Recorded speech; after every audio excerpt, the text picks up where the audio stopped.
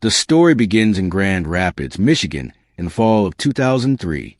The city was alive with the crisp air of autumn, trees painted in shades of orange and red, and the sound of high school football games echoing through small neighborhoods.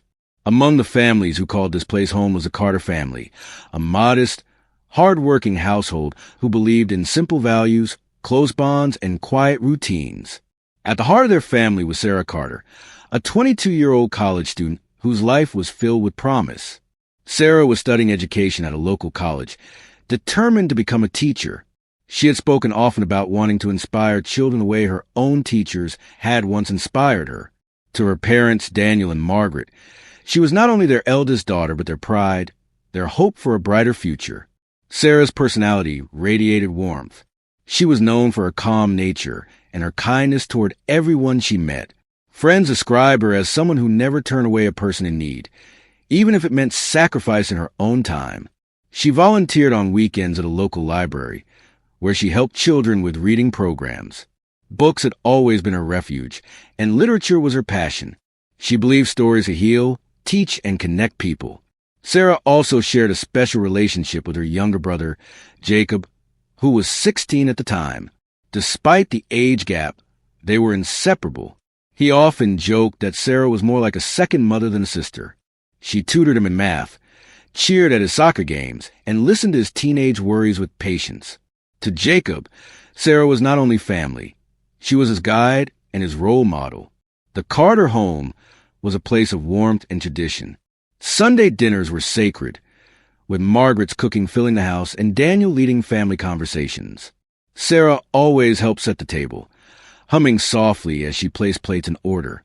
Small moments like these defined the family's bond. They were ordinary, yet deeply meaningful, the kind of moments that would later haunt them when silence replaced laughter. Outside of family life, Sarah's days followed a busy rhythm. She worked part-time at a local cafe, a small shop near the college campus where regular customers adored her. The cafe was known for its friendly atmosphere, and Sarah added to that charm. She knew people by name, remembered their favorite drinks, and had a way of making strangers feel welcome.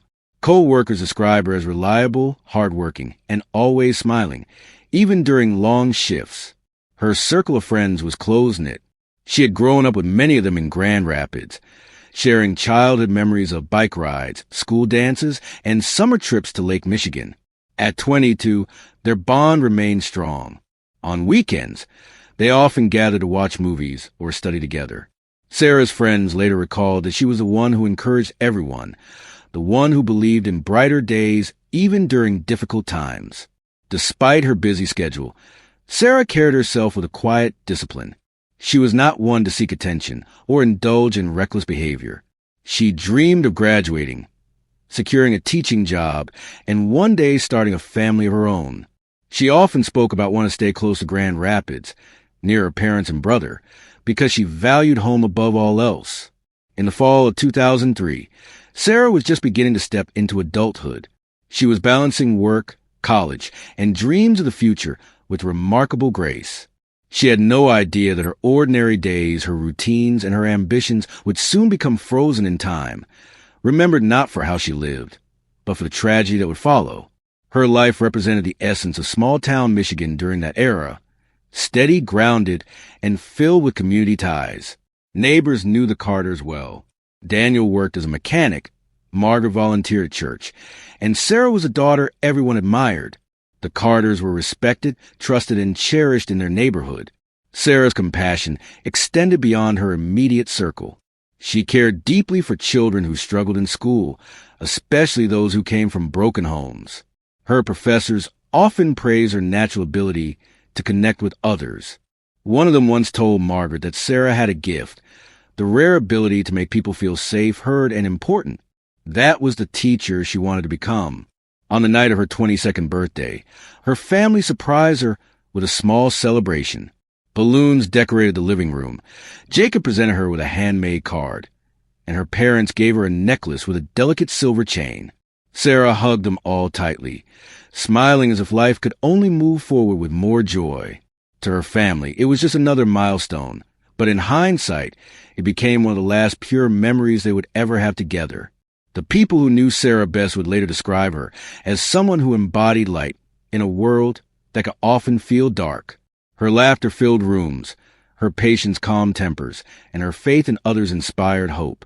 She was not famous, she was not wealthy, but she was deeply loved. That love would become the reason her absence would tear through the community with such devastating force. By painting the picture of Sarah's world, her routines, her dreams, we see not just a victim, but a person full of life. And it is this very life, her laughter, her kindness, her potential, that makes the tragedy ahead impossible to ignore. Because soon, on a quiet October evening in 2003, Sarah Carter's path would be cut short. A single night would change everything, and the town of Grand Rapids would never be the same again. October 18, 2003. It was a Saturday evening in Grand Rapids, the kind of night that carried both the calm of autumn and the energy of small-town life. High school stadium lights glowed in the distance as local football games played out. The crisp air smelled of fallen leaves, and the streets were dotted with pumpkins set out for Halloween. For most families, it was an ordinary night, but for the Carter family, it would become a night etched in horror. That evening, Sarah Carter finished her shift at the cafe where she worked part-time. The small shop, a local favorite near campus, was busy earlier in the day with students and families. By closing time, it was quiet, the clatter of cups replaced by the low hum of the coffee machines. Sarah wiped down the counters, stacked chairs, and said goodbye to her coworker before walking out into the cool night air. It was 9:45 p.m. when she locked the door behind her. Sarah carried her purse, her college books, and a light jacket.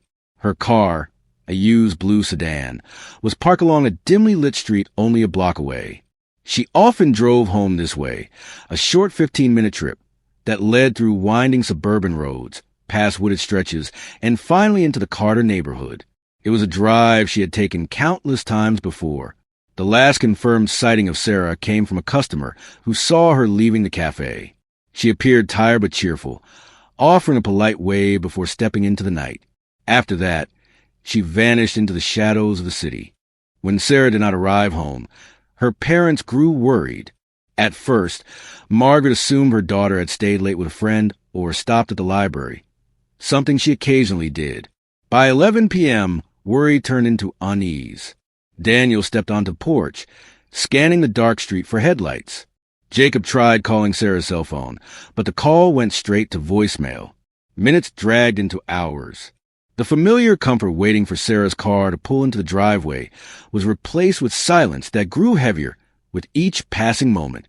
By midnight, the Carters knew something was terribly wrong. Sarah was responsible, punctual, and always let her family know if plans changed. Daniel grabbed his keys and drove the route from their house to the cafe, hoping to find her car along the way. The roads were quiet, the wind rattling through the trees, but there was no sign of Sarah. At 1:15 a.m., Daniel and Margaret called the police to report their daughter missing. The search began immediately. Officers drove the same route, checking parking lots, alleys, and gas stations.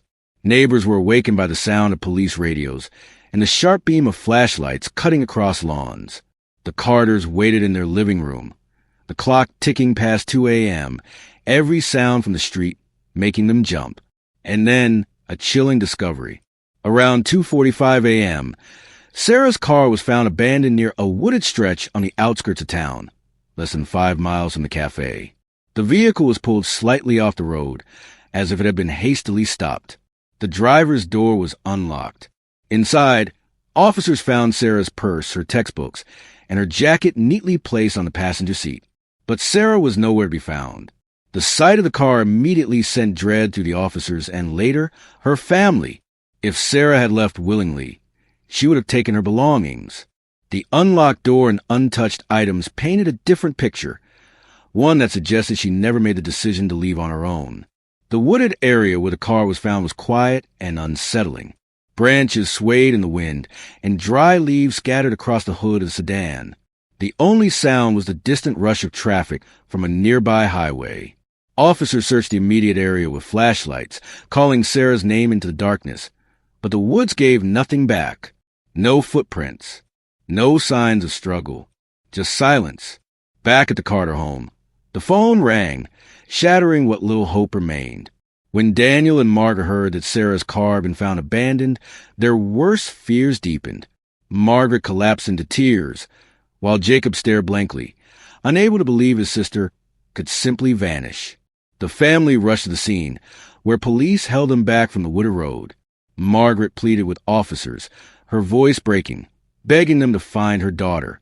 As the night turned into early morning, investigators treated the case as suspicious.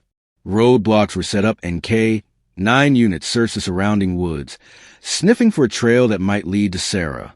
Volunteers from the community began gathering, flashlights in hand, unwilling to let the night pass without helping. The small stretch of road became a hive of activity. Flashing police lights, whispered speculation, and the quiet terror of knowing a young woman was missing. The media soon arrived, their cameras capturing the eerie image of the abandoned car under the glow of police floodlights. By dawn, Sarah's face would be on local news broadcasts, the headline simple and haunting: college student missing after leaving work. For the Carter family, every minute felt like an eternity. Margaret clutched the necklace she had given Sarah for her birthday, praying for her safe return. Daniel stood rigid, his jaw clenched, unwilling to break down in front of his family, but already drowning in guilt for not being able to protect his daughter. Jacob sat in silence, his mind replaying the last time he saw Sarah, wishing he had asked her to stay home that night. The peaceful October night had turned into a nightmare. What began as an ordinary Saturday ended with flashing lights, unanswered questions, and the chilling reality that Sarah Carter was gone. The abandoned car was the only clue, but it told a story that no one wanted to believe. A story of a young woman stepping into the night and never coming home. And as the sun rose over Grand Rapids on October 19th, the search for Sarah was no longer just a family's desperate hope. It was the beginning of a mystery that would haunt the community for years to come. Because the question on everyone's mind was simple: who took Sarah Carter from the safety of her routine and why? The answer, as the investigation soon revealed, would be darker than anyone imagined. The disappearance of Sarah Carter sent shockwaves through Grand Rapids. By dawn on October 19th, 2003, her photograph, smiling bright-eyed, full of promise, appeared on every local news broadcast. Anchors repeated the same words: Sarah Carter, 21 years old, vanished last night after leaving work. Her car was found abandoned near the woods. For the Carter family, those words felt surreal, almost impossible to absorb. But for police, it meant one thing: time was already slipping away. The first 48 hours were critical. Every minute that passed without answers meant Sarah's chances of survival grew smaller. Detective Mark Reynolds was assigned as lead investigator. A seasoned officer in his 40s, Reynolds was known for his sharp instincts and relentless drive. Colleagues described him as calm under pressure, a man who carried a quiet intensity. When he arrived at the scene that morning, the air was still heavy with dew, the woods eerily silent. Reynolds studied the abandoned car, taking in every detail: the unlocked door, the person in the seat, the jacket untouched. To him, it screamed of an interrupted journey. Someone had stopped Sarah before she ever made it home. The investigation began with the people closest to Sarah. Detectives interviewed her co-workers at the cafe. Most described her as friendly and reliable, a young woman who never caused conflict. But one detail caught Reynolds' attention. A male co-worker gave conflicting accounts about when he last saw Sarah. At first, he said he left before his shift ended. Later, he admitted he lingered outside for a while after closing. His nervousness raised suspicion, but there was no solid evidence tying him to the disappearance. Another lead emerged in the form of a jealous ex-boyfriend. Sarah had broken off a relationship a year earlier, describing it as controlling and unhealthy. Friends recalled that he struggled to let go, occasionally showing up at her workplace uninvited. Detectives tracked him down and questioned him extensively. He denied any involvement, insisting he had not seen Sarah in months. His alibi placed him out of town that weekend, though Reynolds was not entirely convinced. The ex-boyfriend's lingering resentment cast a shadow over the case, but again, proof was lacking. As officers canvassed the area where Sarah's car was found, witnesses mentioned a local drifter seen wandering near the woods on the night she vanished. He was known in the community, a man in his 50s who often camped along the outskirts of town, doing odd jobs for food or spare change. Some claimed he had a temper. Others swore he was harmless. Detectives brought him in for questioning. He admitted being near the woods, but denied seeing Sarah or her car. His story wavered at points, yet no physical evidence connected him to crime. For Reynolds, the early days were a blur of leads, interviews, and mounting frustration. Every tip seemed to branch into suspicion, but none led to concrete answers. The Carter family was left in anguish, clinging to hope with each knock at the door, only to be crushed when detectives admitted they had no breakthroughs. Meanwhile, rumors spread quickly through the community. Some whispered that Sarah had run away, overwhelmed by school and work. Others pointed fingers at neighbors, claiming they had seen suspicious activity that night. Old grudges and small-town gossip mixed with fear, dividing the community. Everyone wanted answers, but the lack of progress bred impatience. At press conferences, Detective Reynolds stood before cameras, his jaw tight, his eyes shadowed by exhaustion. He urged the public to remain vigilant, to report anything unusual. "Someone knows something," he repeated. But as days turned into weeks, the once constant flow of tips began to slow. Behind the scenes, Reynolds felt the pressure intensify. The Carter family looked to him as their lifeline, the man who could bring their daughter home. Margaret's pleas echoed in his mind at night, while Daniel's silent, piercing stare weighed heavily on his shoulders. Reynolds pored over case files, retraced Sarah's last steps, and replayed every interview, searching for the missing piece. But the puzzle remained unsolved. Despite the chaos, one thing became clear. Sarah's disappearance was no accident. Something sinister had happened on that October night, whether it was a jealous ex, a lying coworker, or a drifter lurking in the woods. Someone had taken Sarah away, and the longer she remained missing, the harder it became to believe she would be found alive. The first weeks of the investigation ended with more questions than answers. The town of Grand Rapids was left on edge, fearful of a predator among them. For Detective Reynolds, it was the beginning of the hardest case of his career, one that would test not only his skills as an investigator, but also his endurance as a man determined to uncover the truth. In the quiet town of Grand Rapids, where neighbors greeted each other on porches and Sunday mornings were reserved for church, life shifted overnight. Sarah Carter's disappearance was not just a crime. It was a wound that cut into the very heart of the community. Her parents, Daniel and Margaret Carter, became the faces of that pain. Daniel, a man who had always been steady and strong, struggled to find words when reporters asked how he was holding up. His hands trembled as he clutched the microphone, his voice breaking as he said, "We just want our daughter back. Please, if you know anything, come forward." Margaret, standing beside him, could barely contain her tears. Her grief spilled into every word, her voice fragile, desperate. She pleaded not only for answers, but for mercy, for the safe return of the daughter she loved beyond measure. Sarah's younger brother, Jacob, just 16 years old, carried his own quiet devastation. Once a cheerful teenager who looked up to his sister, he now kept his eyes fixed on the ground, avoiding cameras. To him, Sarah was not just a sibling. She was his confidant, his cheerleader, the one who helped with homework and teased him about his sneakers. With her gone, the world seemed colder, emptier. The community rallied quickly, pouring out support in every way they could. Vigils were held in churches, where hundreds of candles lit the pews in flickering warmth. At local schools, students tied ribbons to fences, each one bearing Sarah's name in bold ink. Teachers spoke softly of her kindness, her dreams of becoming a teacher herself. They remembered how she volunteered at the library, how she encouraged younger children to believe in themselves. The image of Sarah was no longer just her family's memory. It belonged to the entire town. Posters with her face appeared on every street corner, every lamppost, every shop window. Her smile, once a symbol of joy, now stared back at passers-by as a haunting reminder of what was lost. Volunteers walked the streets, taping flyers to telephone poles, handing them out at diners, gas stations, and parking lots. It became impossible to step outside without seeing her face. Fear also spread with that image. Grand Rapids was a place where doors were left unlocked, where children rode bikes after dark, and neighbors trusted one another. But now, people double-checked their locks, kept curtains drawn, and kept children indoors after sunset. Conversations in diners dropped to whispers when strangers entered.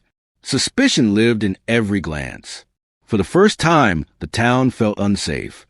At the local diner, where Sarah often studied during late afternoons, the chatter changed from sports and weather to speculation and fear. Some were certain it was the ex-boyfriend. Others swore the drifter was guilty. Rumors multiplied with every retelling, weaving uncertainty into the fabric of the community. No one knew who to trust. The media amplified that tension. News crews arrived, their cameras flashing outside the Carter home. Every evening, footage of Margaret's tearful pleas filled living rooms across Michigan. Some viewers saw strength in her courage. Others turned away, unable to bear the rawness of a mother's heartbreak. Still, the family pressed on. They spoke at rallies. They gave interviews. They prayed aloud at vigils.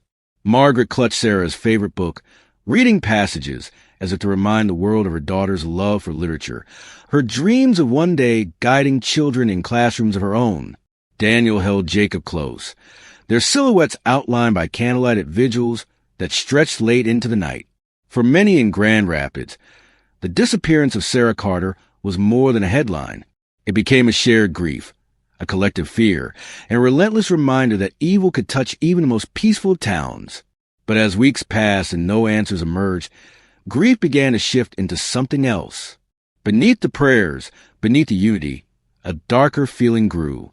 The community wanted justice. They wanted someone to blame. And Detective Mark Reynolds knew that if he could not find answers soon, the fear threatening to unravel Grand Rapids would turn into anger, an anger that could destroy trust forever. The investigation into Sarah Carter's disappearance began with urgency and hope, but as the days stretched into weeks, every lead seemed to collapse under its own weight. Detectives first focused on the ex-boyfriend. His history with Sarah was troubling. The late-night arguments, the uninvited visits, the controlling behavior that had pushed her away. On paper, he looked like the perfect suspect. But when he was brought in for a polygraph, the results pointed to truthfulness. His alibi, though irritatingly solid, checked out. He had been in Detroit with relatives on the night Sarah vanished, confirmed by time-stamped receipts and multiple witnesses. The man who once loomed so large in Sarah's life slipped out of the investigation's grip, leaving only bitter frustration in his wake. The next focus was a coworker with conflicting stories. His nervous behavior during interviews had set off alarm bells, but deeper digging revealed an airtight alibi. Surveillance footage from a nearby gas station placed him miles away at the time Sarah's car was abandoned. Reluctantly, Detective Mark Reynolds crossed his name off the suspect list. Another door slammed shut. Then there was the drifter. Seen by locals wandering near the woods, he had been a kind of figure easy to blame. A man without roots, without ties, without anyone to vouch for him. For a moment, it seemed promising. Detectives combed the area where he was last spotted, hoping to find a campsite, clothing, or even a trace of Sarah's belongings. But he had vanished like smoke. Days of searching led nowhere, and eventually the lead went cold. Some residents whispered that he had fled because he was guilty. Others believed he was simply another victim of circumstance, swallowed by the transient life he lived. Either way, the police had nothing to hold on to.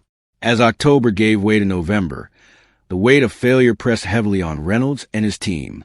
Every day that ended without answers deepened the family's despair and stoked the community's anger. The Carters endured endless waiting, clinging to the phone for news that never came. Margaret's eyes grew hollow from sleepless nights. Daniel's once firm shoulders sagged under grief, and Jacob retreated further into silence. Detectives turned to technology and records, hoping for a break. They subpoenaed Sarah's phone records, combing through every call and text. Dozens of names were reviewed, yet nothing unusual appeared. The calls were to family, friends, coworkers.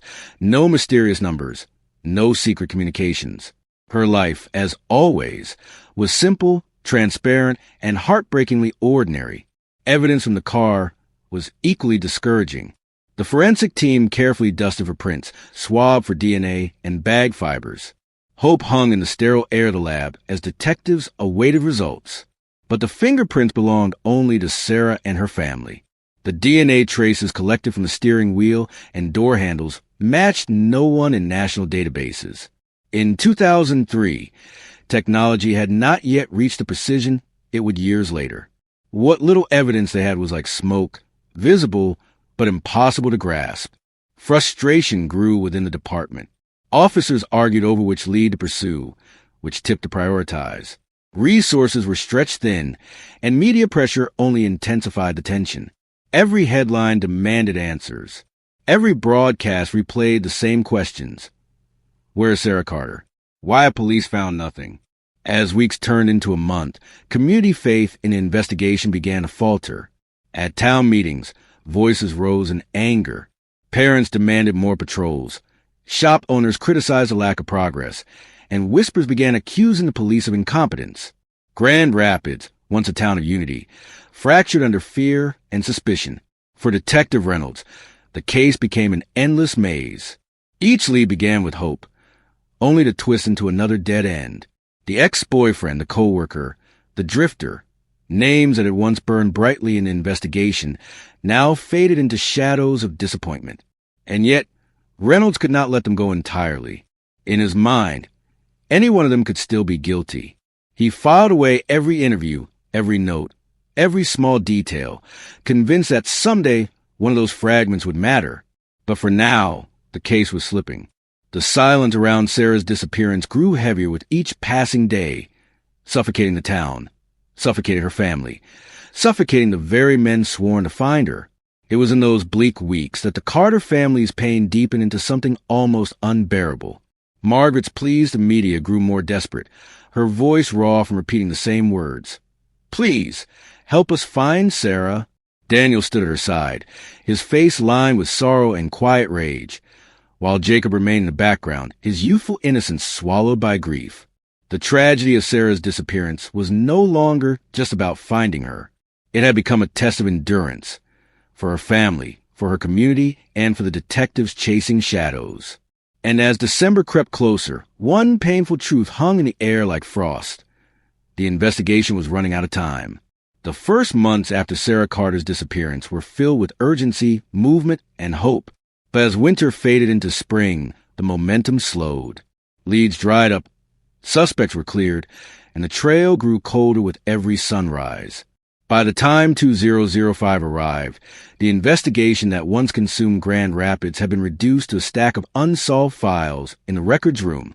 For the Carter family, time did not soften the blow. It sharpened it. Every day that passed without Sarah felt like a betrayal, as if the world had quietly agreed to move on while they remained frozen in October 2003. Her bedroom was left untouched, the books on her desk stacked as she had arranged them, her jacket still hanging by the door. Margaret Carter dusted the room weakly, whispering to herself as if her daughter might walk back in at any moment. Her father, Daniel, carried his grief differently. He returned to work at the factory, his shoulders bent under a weight no one else could see. He rarely spoke of Sarah in public, but at night, when the house grew quiet, he sat in the living room with the television muted, staring at the last photo taken of his daughter, a framed portrait of her in a soft blue sweater, smiling at the camera. Jacob, once the cheerful younger brother, matured quickly in the shadow of loss. By the time he graduated high school, his laughter had been replaced with silence. Friends described him as withdrawn, distant, a young man carrying a sorrow older than his years. He told no one, but in his wallet he carried a small photograph of him and Sarah from childhood. Two siblings on bicycles, their faces lit by summer sun. Detective Mark Reynolds fought the same silence in his own way. After nearly 2 years of chasing false leads, watching the case unravel in front of him, he made the painful decision to retire. Officially, he left because of health and age, but in truth, it was guilt. He carried Sarah's name with him, replaying every interview, every missed opportunity, every decision that had led nowhere. For Reynolds, leaving the badge behind did not bring peace. It only meant he now had to live with questions he could never answer. By 2005, the case was officially labeled cold. The announcement came quietly, almost like a whisper. It was a single sentence delivered at a press conference. At this time, the Carter investigation will remain open but inactive, pending new evidence. To the Carter family, those words cut deeper than any knife. They meant the system had moved on. Sarah's story would no longer command daily attention, no longer demand resources, no longer weigh on a department schedule. Yet, in Grand Rapids, her name was never far from memory. At church services, prayers for the Carter girl were spoken aloud. At local diners, whispers resurfaced whenever the anniversary passed. "Do you remember Sarah?" became a phrase spoken with lowered voices, a reminder of a darkness that still lingered in the town's past. On Sarah's birthdays, the Carter family lit candles in the living room, gathering in silence before Margaret read aloud from one of her daughter's favorite books. The ritual became their way of holding on, their fragile thread to a girl whose absence filled every corner of their lives. But grief has a way of isolating. Over time, the support that once poured in from neighbors grew quieter. Posters were taken down, vigils no longer held. The town that had once been united in fear slowly returned to its routines. For many, Sarah's disappearance became an echo, remembered only when the leaves began to fall or the woods were passed on a quiet drive. For her family, however, the silence was deafening. Each day without answers felt like another layer of distance between them and Sarah. Margaret once described it best in an interview years later. "It is like waiting in a room where no one ever enters. You wait, and the door never opens." The Carter case became another file in the growing archive of unsolved crimes. Another name, another photograph, another family left behind. But while the town moved forward and the department closed its books, one truth remained. Sarah's story was not over. Her absence continued to haunt Grand Rapids, an unfinished chapter waiting to be told. And though the years piled on like dust over forgotten files, the shadows of October 2003 had not yet given up all their secrets. For nearly 2 decades, Sarah Carter's name sat in silence inside a gray file box marked unsolved. The papers had yellowed with time, photographs dulled with age, and memories of that autumn night in 2003 had become whispers in Grand Rapids. The case, like so many others, was thought to be frozen in the past. But in 2021, everything changed.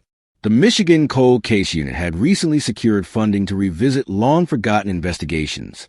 Among the boxes stacked on metal shelves in their Lansing office, one file caught the attention of Detective Sarah Mitchell.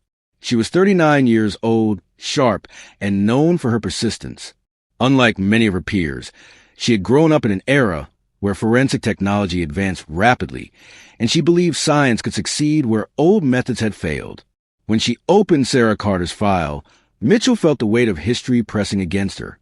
Inside were handwritten notes from Detective Reynolds, black and white photographs of the wooded area, and a sealed evidence bag containing fibers and swabs collected from Sarah's clothing. For years, this evidence had been tested against limited databases, always returning nothing. But in 2021, technology had advanced in ways investigators of 2003 could never have imagined.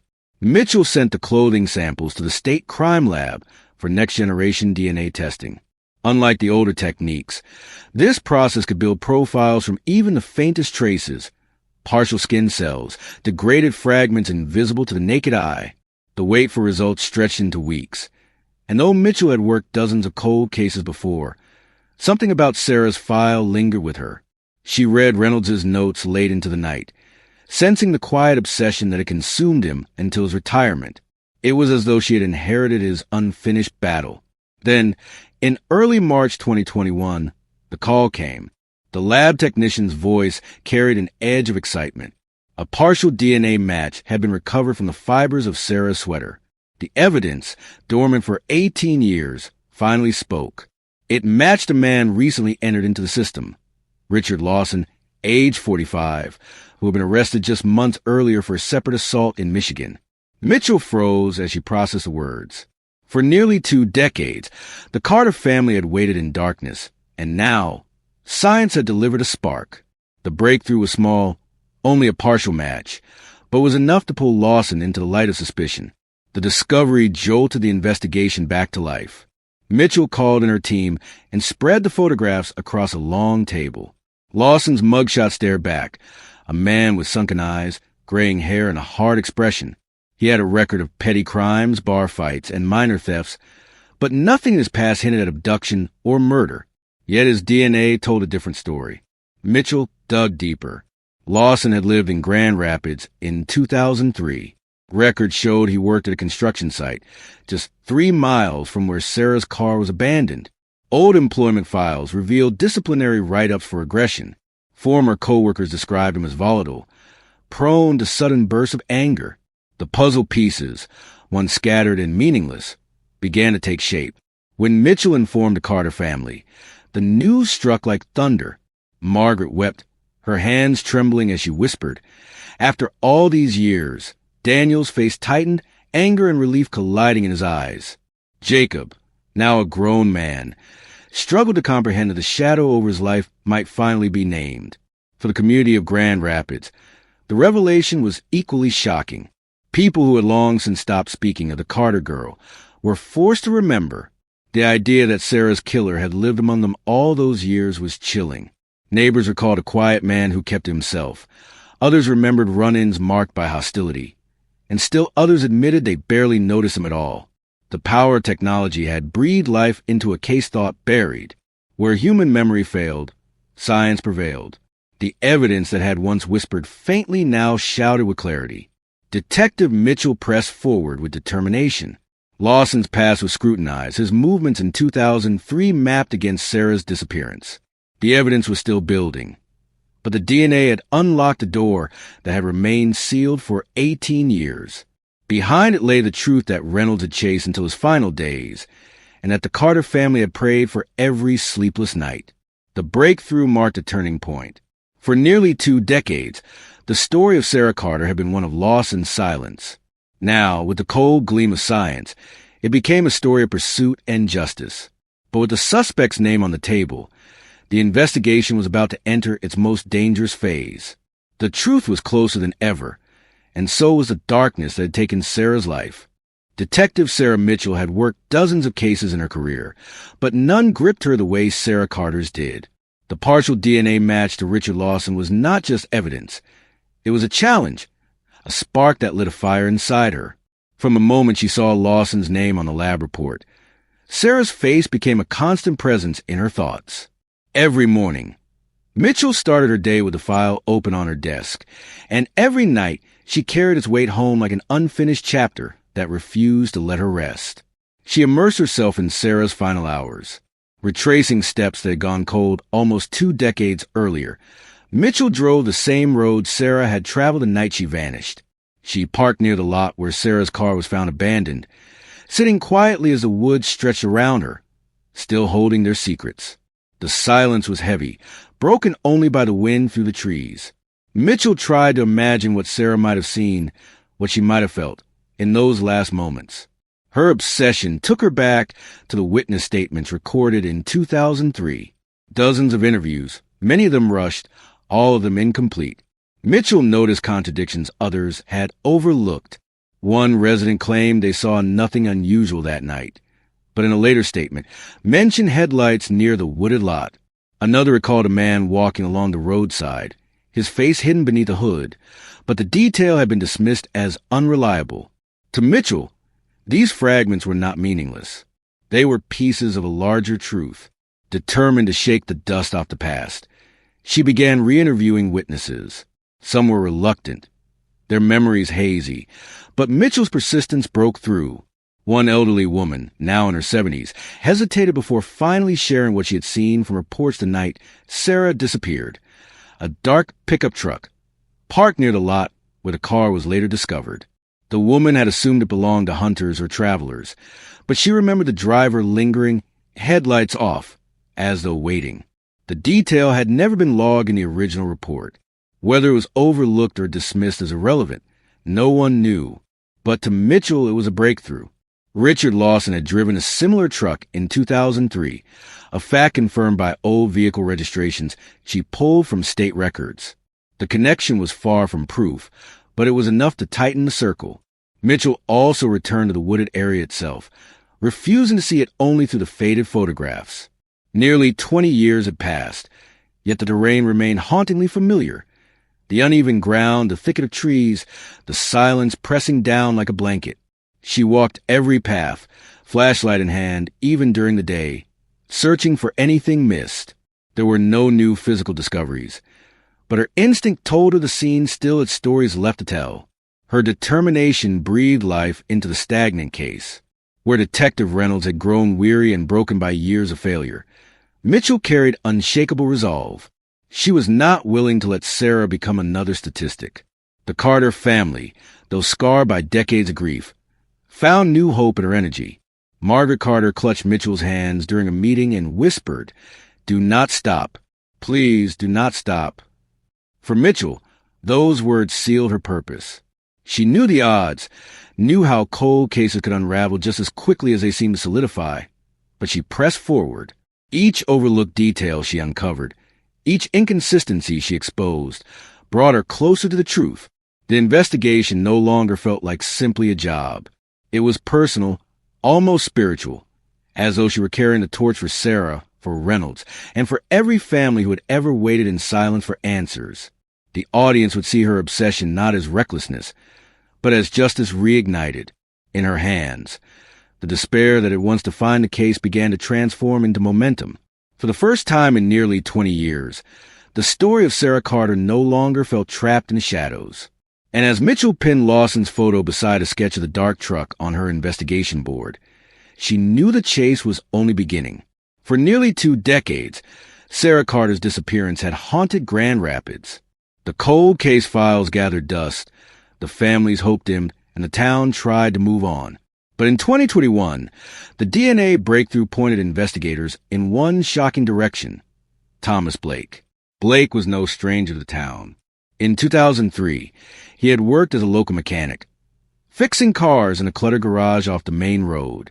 To many, he was quiet and hard-working, keeping to himself. But beneath that exterior, he carried a reputation. Neighbors whispered about his temper, sudden outbursts, and an unsettling volatility that often left people uneasy.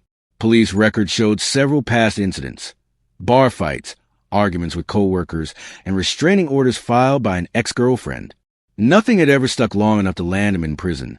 But the pattern was clear. Thomas Blake was a man with a dark side. Detective Sarah Mitchell could not ignore the connection. The partial DNA profile found on Sarah's clothing was now a full match to Blake, thanks to advances in technology. Armed with the evidence, Mitchell and her team prepared to confront the man who had slipped through the cracks for so long. The arrest came quietly. Officers surrounded Blake outside his small home on the outskirts of town.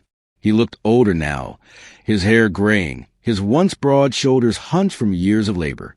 At first, he appeared calm, insisting he had nothing to hide. But Mitchell knew the truth was waiting beneath the surface. Inside the interrogation room, the atmosphere was thick with tension. Blake sat across from Mitchell, his hands clasped tightly, his eyes darting toward the mirrored wall as if searching for escape. The detective began with questions about 2003, where he worked, who he knew, what he remembered about Sarah Carter. Blake's answers were short, deflective, almost rehearsed. Then Mitchell slid a folder across the table. Inside were photographs of Sarah, images of the wooded area, and finally, the DNA report. "Thomas," she said evenly, "we found your DNA on Sarah's clothing. You were there." For a moment, silence filled the room. Blake's jaw tightened. His eyes narrowed, then shifted downward. He muttered a denial, weak and unconvincing. Mitchell pressed harder, her voice steady but firm.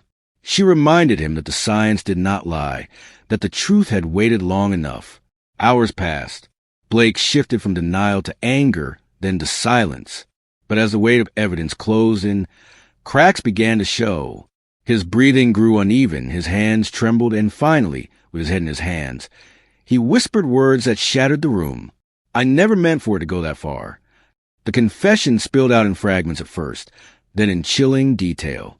Blake admitted he had seen Sarah leaving her cafe job on the night of October 18th, 2003.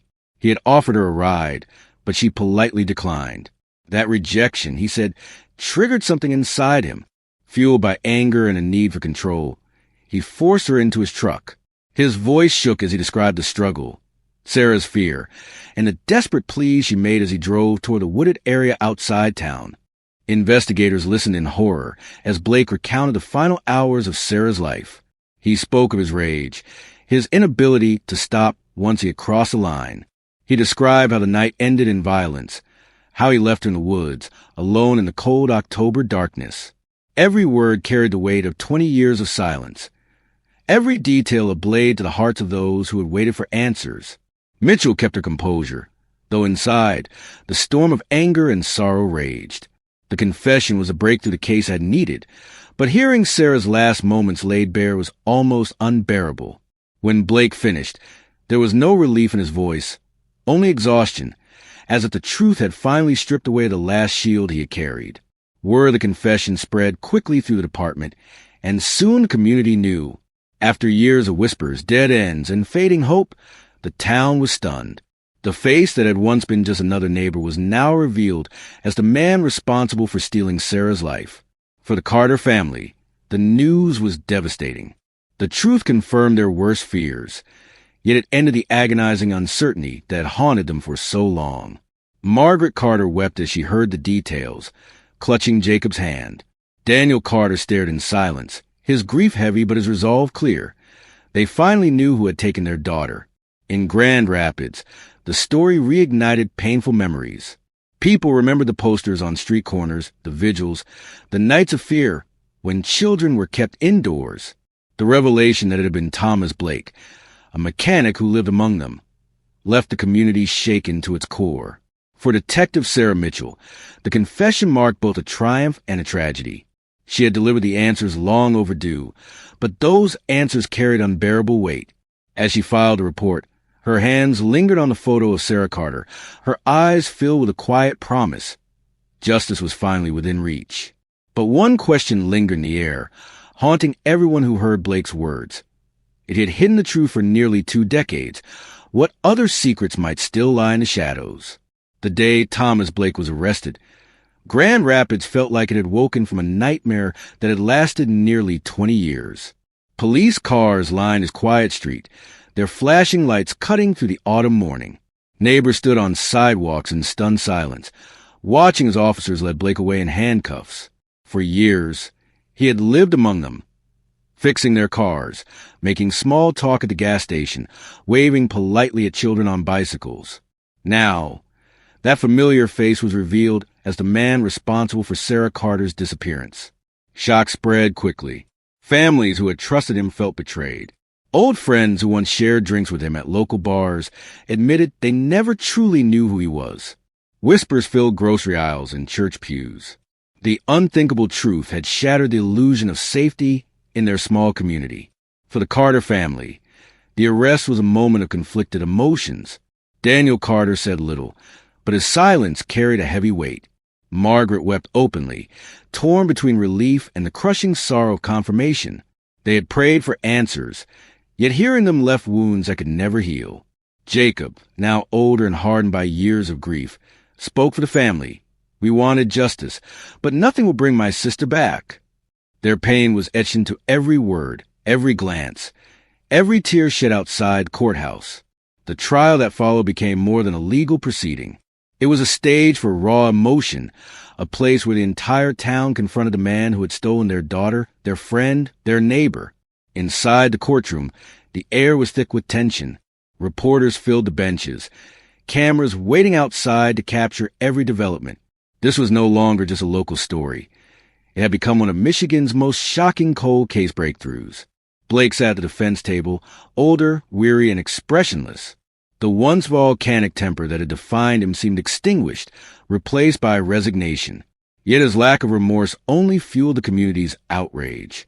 Each piece of evidence presented, the DNA, the confession, the timeline, tightened the case around him like a vice. Detectives testified about years of frustration, about the moment the DNA match broke the silence of the cold case. But the most emotional moments came when Sarah's family took the stand. Margaret's voice trembled as she described her daughter's laughter, her dreams of becoming a teacher, and the endless nights of wondering if she was still alive. Daniel, usually quiet, spoke firmly about the hollow birthdays, the empty seat at Christmas, the ache that had never left their home. Jacob's testimony cut deepest of all, as he spoke about growing up without his sister, about how her absence shaped every milestone of his life. There was not a dry eye in the courtroom. The jury deliberated for only a short time. When the verdict was read, guilty on all counts, a ripple of emotion swept the room. Margaret clutched Daniel's hand. Jacob bowed his head. Justice had finally come, though it arrived 2 decades late. Outside the courthouse, reporters swarmed to capture the family's reaction.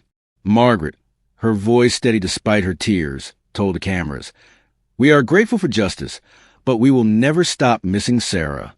She should still be here." Her words echoed across news broadcasts, capturing the bittersweet heart of the moment. For the town of Grand Rapids, the case became a reminder of resilience and the long reach of justice.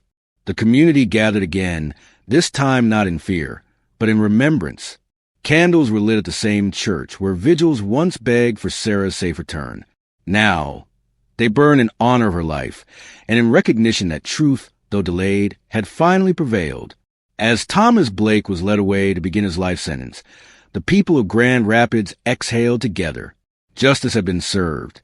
But beneath the relief, a deeper truth lingered. The shadow of Sarah Carter's loss would remain forever. Nearly 20 years had passed between the night Sarah Carter vanished and the day justice was finally delivered. 2 decades of unanswered questions, of birthdays missed, of holidays spent with an empty chair at the family table. For her parents and her brother, the journey had been an unending storm of grief, hope, and despair. Now, at last, they stood with answers that both healed and hurt. The pain of waiting that long is something only families of the missing truly understand. It is a wound that never closes, reopening with every headline, every rumor, every phone call that leads nowhere. Daniel and Margaret Carter endured that torment, clinging to one another when the world grew too heavy. Jacob grew from a boy into a man in the shadow of loss, his childhood marked not by freedom, but by fear and longing. Together, they became a picture of resilience, proof that love can endure even in the absence of hope. Detectives carried their own scars. Mark Reynolds, who first led the case in 2003, retired with guilt heavy on his shoulders, believing he had failed Sarah. Years later, Detective Sarah Mitchell stepped in, driven by the same desire that once fueled Reynolds. Her determination, coupled with advancements in forensic science, finally broke the silence. She gave the Carter family what they had been denied for so long, the truth. The case stood as a testament to persistence, to the refusal to let Sarah's memory fade into another statistic. Modern forensic science played the role of silent witness. What human eyes missed, technology captured. The DNA that lay dormant for years became the key to unlocking a mystery once thought unsolvable. It was proof that cold cases may age, but they do not disappear. Evidence waits, quietly, until the right tools are ready to reveal its story. In Sarah's case, science became the voice she could no longer use to speak for herself. The final act of closure came quietly, far from the cameras and courtrooms. The Carter family gathered at Sarah's grave, the same place where for years they had come only with unanswered prayers. This time, they came with flowers. Margaret laid a bouquet of lilies, Sarah's favorite, across the headstone. Daniel whispered a promise to his daughter, a vow that she would never be forgotten. Jacob placed his hand on the stone, a silent gesture of love that spoke louder than words. For the first time, they left not with questions, but with a measure of peace. The town of Grand Rapids carried its own lessons. The people who once feared the shadows after Sarah's disappearance now understood the importance of vigilance, of supporting families in their darkest hours, and of trusting in the slow, relentless march of justice. The case that once divided them now united them in remembrance. As this story closes, one truth lingers. Cold cases may sleep, but truth has a way of returning.